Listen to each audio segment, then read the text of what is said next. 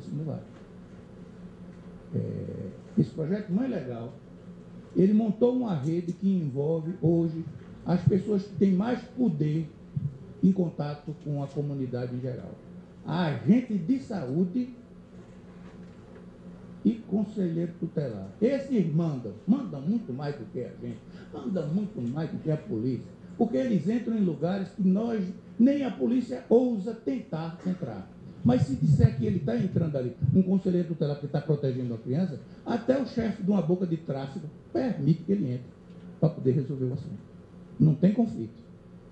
Então, só de agentes de saúde foram 5.300 treinados, mais os conselheiros tutelares. Para quê? Para detectar a eventual manifestação de alguém de que está grávida e que quer dar o filho. Quando essa história normalmente chega do sério, todo mundo aqui faz, porque eu já fazia na minha época como juiz, minha equipe também. Faz e faz bem feito. Mas quando alguém vem e denuncia, quando uma patroa, quando a própria pessoa que está gestante vem e procura o judiciário, nós ficamos, tal qual o hino nacional, deitado eternamente em berço esplêndido, esperando que as pessoas nos procurem. E quando esse problema é detectado, a pessoa já está num estado de gravidez avançado, já não tem sequer mais como pensar em outras alternativas, né? Ela está fragilizada do ponto de vista emocional totalmente, não tem como se encontrar uma solução adequada ao problema. Mas se isso for detectado no começo, não precisa pagar o ato lá onde fabricaram o menino, não. Mas se logo após a gente chegar próximo, a gente vai conseguir uma intervenção mais adequada. Mas se passar daí, nas redes, primeiro numa única maternidade, mas nos postos de saúde e nas redes, nas maternidades, diretoras de maternidade, médicos, obstetras, ginecologistas, enfermeiros, outro monte de pessoas que foram treinadas, para dentro do seu nível, tentar intervir no processo. E, evidente, o Conselho Tutelar, no mesmo nível de escalonamento, se fosse uma esfera do agente de saúde, se não for, vem para o judiciário. Quando chega na equipe técnica, né, você já tem, evidentemente, pessoas mais qualificadas para, se for o caso, demover da ideia da entrega, mas também pessoas que sabem que se essa corda desse violino deixar frouxo, o som é horrível, se esticar mais um pouquinho, quebra, então não dá, ouviu, vamos tomar as providências para que no judiciário isso seja o mais rápido possível, para que essa criança também não vai ficar tempo em instituição, o mínimo necessário. Então, funcionou tão bem, o apoio tem sido tão grande, que o maluco aqui, toca aí, eu estou fazendo uma coisa aí sim, uma a mais. Esse mesmo. Não, eu estava lá. Esse aí. Eu comecei a tentar fazer uma coisa que nós estamos tocando bem, que é passar isso para o estado inteiro. O estado de Pernambuco, até geograficamente, é complicado. Porque se você quiser quebrar norte, sul, leste e oeste, o estado de Pernambuco, de norte a sul, tem 120 quilômetros só. Mas de leste a oeste, tem 800 e lá, quase 900 quilômetros. É uma tripa assim, né? Lá por fim. Mas como fazer sem tomar o serviço do outro? Não é para fazer o serviço do outro.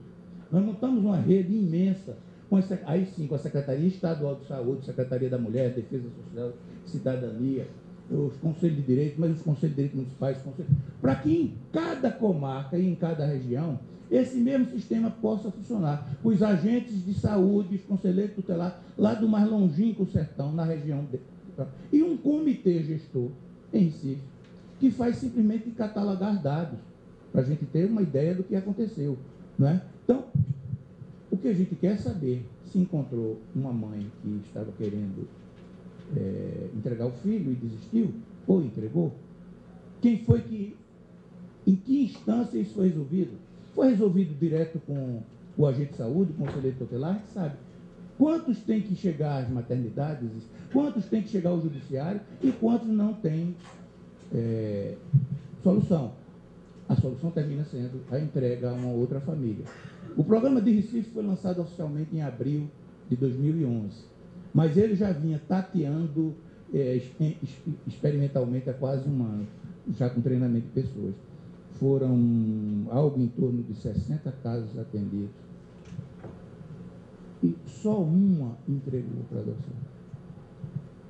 Alguém acha que esse número seria este se não tivesse tido essa intervenção? Ou próximo disso? Eu acho tão bom que nem acredito que isso seja sempre assim. Eu acho que isso foi sorte de jogador iniciante. Acho mesmo. Mas uma coisa para mim é clara, mudou o panorama. Se não for exatamente assim, será próximo disso. Haverá sempre essa possibilidade de uma reflexão, de um pensamento, de um auxílio, de um apoio, de uma orientação para se encontrar uma fórmula que não haja ruptura.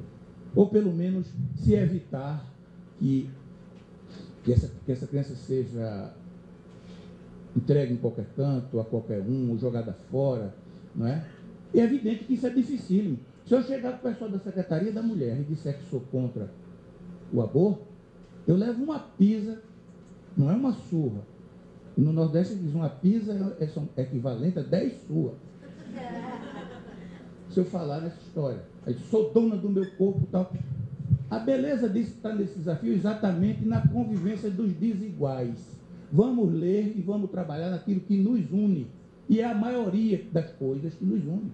E as nossas diferenças e divergências, elas devem continuar, devemos nos respeitar mutuamente, as opiniões dela e elas respeitam as minhas opiniões. Isso aí, então, é uma cautela, Renato, que total, eu digo assim, brincando, com mais cautela do que porco espinho fazendo amor. Tem que ser uma tranquilidade total para não haver erro. Erro. Com a redação de um documento, de um texto, as discussões desse comitê, via de regra, são obrigatoriamente pautadas por ajustes de sintonia fina. Mas o fato é que está andando, o fato é que a gente já está com várias, não atingimos o estado todo, mas várias comarcas estão sendo tocadas, né? E tem a impressão que alguns outros estados da federação seja talvez até menos difícil de se fazer pela condição geográfica, um trabalho que envolva todo mundo, porque senão só a criancinha do Distrito Federal, ou do Rio de Janeiro, ou de Campo Grande, tem direito a ficar na família, ou só a mãe, ela tem o direito de escolher se vai entregar mesmo ou não, mas as das cidades do interior não teriam direito a nada, né? Então, acho que a gente precisa realmente pensar e agir para expandir. Muda, por favor. A escola legal, eu já falei também que eu juntei com a história lá do GEAD, e várias entidades estão trabalhando conosco, e, como disse, os índices de violência diminuíram. Pula, por favor. Alguns estados têm esse serviço chamado de depoimento sem dano. Nós chamamos lá de depoimento acolhedor, mas na essência é a mesma coisa. Eu não chamo de sem dano, não, porque sem dano é uma pitomba. Quem passou por um negócio daquele, dano já tem. Nós estamos minimizando os danos causados por quem já foi vítima de um abuso ou de uma violência sexual. É só isso, né? Estamos querendo que as pessoas cheguem ao sistema e se sintam realmente protegidos, acolhidos, recebidos. Que não tenham medo de ir à justiça. Eu não sei se tem alguém aqui do Rio Grande do Sul, mas esse serviço foi começado no Rio Grande do Sul.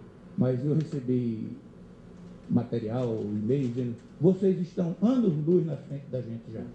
Eu fico muito orgulhoso disso, de saber que até os criadores já admitem que nós estamos fazendo um trabalho com mais resultados. E às vezes as coisas são muito pequenas.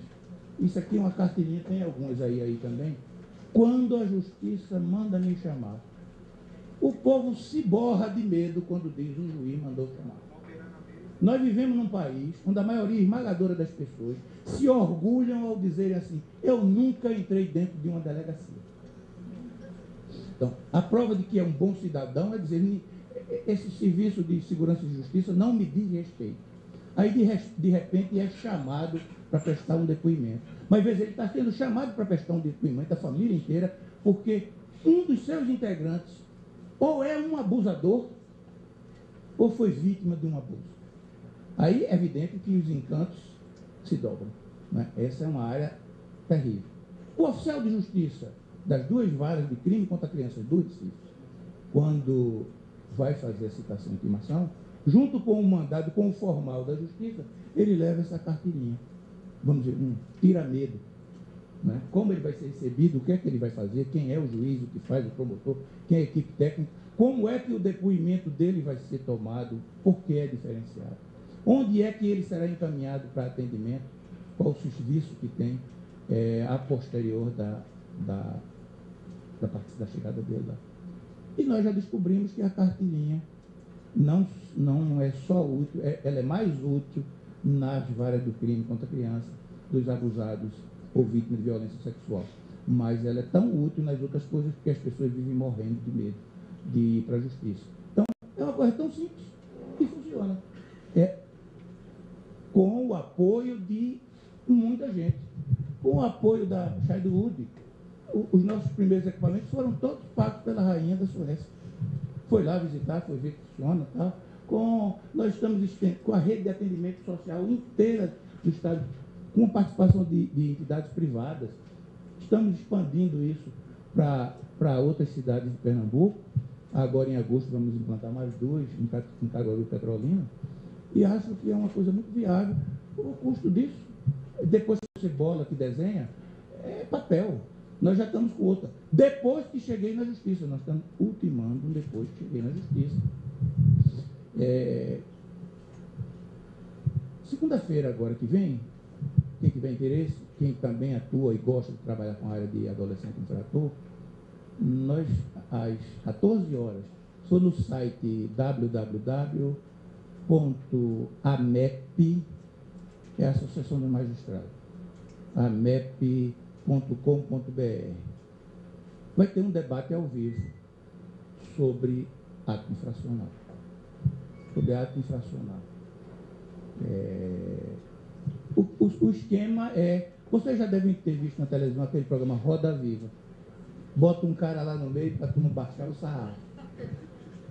Eu já comecei baixando o sarrafo.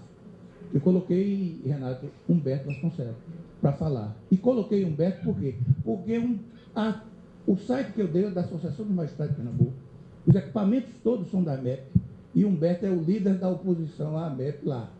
Né? Já começa a ter. Isso aqui não tem interesse de juiz, não. Isso é interesse da sociedade. Então, começa logo, o primeiro escolhido para o programa piloto é um adversário. Né? Ele vai lá porque ele é especialista, né, em ato infracional e em execução de medidas socioeducativas. Né? E assim, várias autoridades estarão lá fazendo a entrevista. Vão dar sarrafada nele de todo tamanho. Né? E uma vez por mês nós vamos ter um especialista da área da infância. Nesse mesmo site, também ao vivo, falando. As pessoas não se ligam muito na área de infância, mas uma bobagem dessa é o suficiente para você fazer uma divulgação. Dá para tocar uma outra. Que dia e que hora vai ser esse debate? Esse agora, segunda que vem, é 11, é isso? Segunda, 11, 14 horas, www.com.br, amep.com.br. Bom, mais rapidinho, porque eu estou demorando muito. Esse projeto está aí. O anterior não estava, não, muda, volta. Não, então por lá mesmo. Então, você está avançando, para retroceder. Esse, com ser virtual. Algumas pessoas que frequentam alguns congressos desses já viram que no Paraná e na Bahia está se fazendo um trabalho muito voltado para a adoção internacional, em que, através de computador, adotantes e adotados, equipe técnica de um lado e do outro, se comunicam para facilitar a adoção. Sistema bem rudimentar. Um computador standalone, instalado um Skype, o suficiente para um lado ver e ouvir o outro e pronto. Eu bisbilhotei a ideia dos outros, né, e estou tentando aperfeiçoar. Aperfeiçoar com isso dentro do sistema próprio de controle dos processos do Tribunal de Justiça, chamado Juduim, para poder acompanhar processualmente, e montando para que tenham salas no estado inteiro, pelo menos nas regionais, tenham, porque a nossa dificuldade, amigos, não é facilitar a vida de adoção internacional, não. Nós temos um cadastro nacional de adoção em que as pessoas querem adotar, sabem que existe uma criança com um perfil parecido com o que ela queria, mas não tem dinheiro para poder se deslocar e ir lá até conhecer a criança, ou uma audiência, ou um estágio de convivência, não tem condição. Então, me parece que é indispensável que num estado como o meu, que tem cidades a 800 e tantos quilômetros de distância uma da outra, portanto, há um custo elevadíssimo para deslocamento, e isso possa ser feito tal. Por que só para estrangeiro? Por que para brasileiro não? Por que o CNJ, doutor Renato, presidente da Abramin, doutor Renato, coordenador da Infância e Juventude do Distrito Federal, por que não o CNJ não banca um sistema desse para o país inteiro? Então, pelo menos nas grandes cidades, nas grandes regiões, está lá o equipamento pronto. Né? Então, realmente, se alguém daqui do Distrito Federal quiser adotar uma criança com as características que pretende em Manaus, ele pode fazer esse primeiro contato todinho, virtualmente, e esse texto está escrito. Não é? Quem tiver interesse, depois eu vou dar meus e-mails, que aí só manda e eu remeto o e-mail com o texto completo. É só um aperfeiçoamento da ideia que foi copiada do Paraná e da Bahia. Não tem criatividade de nossa parte, não. A gente está só burilando. Né? E acho que eu estou falando isso aqui para que vocês burilem e cada um faça melhor ainda. Na natureza nada se cria, tudo se copia, dizia meu outro conterrâneo Chacrinha. Pula aí, por favor. A lei 12.010 diz que é obrigado a perpetuação dos dados dos adotantes. Todos nós temos direito à nossa biografia. Todos nós temos direito. E o filho adotivo também tem para saber das suas origens. A lei diz isso. A lei entrou em vigor em 3 de novembro de 2009. Ela é de agosto, teve um vacácio de 3 meses, de 2009. A lei diz, por meio de microfilmagem ou meio assemelhado. Microfilmagem, convenhamos, é coisa realmente totalmente do passado. Né? A solução, digitalizar. Quando eu disse em Curitiba, no último ENAPA, que ia fazer isso, eu ouvi, me chamaram de louco, de sonhador, não precisa ninguém alcaguetar, não. Eu ouvi. Está sonhando. Eu estou com tudo pronto, e estou mais. De 1990 para cá, eu sei, desde a vigência do Estatuto para cá, todos os processos de guarda, de tutela não, guarda, decretação de perda de poder familiar e adoção, todos estão digitalizados e todos podem ser acessados. Aqui eu tenho a senha, acessados aqui pela internet, para quem tem a senha, na hora, o processo todo, de capa a capa. 11 processos do Estado inteiro não consegui recuperar. Porque vocês devem ter visto, teve uma cheia braba em Pernambuco e Alagoas, 2 anos seguidos, e naquelas cidades se destruiu muito processo, Palmares, Barreiros e tal. Mas eu tenho o número do processo, tenho os nomes das partes, e já expedimos ofício aos juízes, para que tentem localizar, se a gente tiver um pouquinho de sorte, as pessoas tinham cópia, e se tiverem cópia, a gente vai digitalizar também. Na hora, tudo pronto. De 90 para cá, ora, a lei manda de 2009 para cá, as pessoas não estão fazendo. A coisa é muito simples. Eu consegui o software para fazer isso, doado pela Universidade Federal de Pernambuco. Tem um rapaz aqui que é de São Paulo, Berline, que é da AIB, ele foi lá ver em Recife, eu digo, vai lá ver se é propaganda enganosa. Ele foi ver, e saiu encantado e foi pedir a Malheiro para implantar em São Paulo na mesma hora. Malheiro, pelo amor de Deus, bota isso aqui também. A gente tem tudo. Né? Agora, tem uma outra coisa que ninguém havia atinado. É que, quando a gente vai falar em negócio de adoção, as motivações, o tipo de criança, é tudo em estatística montada por números mais ou menos indicativos. Lá eu tenho todos os casos. Então, quem gosta de fazer pesquisa, e aí fiz um convênio com a Unicap, a Universidade Católica, para fazer esses dados estatísticos comparados verdadeiros. Então, vou saber realmente quais são as motivações das pessoas que adotam. Realmente, não um percentual, um índice, um empírico. Quantas são meninas, quantos são meninos, quantos são da raça tal, por que os pais perderam o poder familiar, eu vou saber a verdade, a total verdade. Né? Aí Lídia Weber disse, meu Deus do céu, que adora pesquisa, um negócio desse da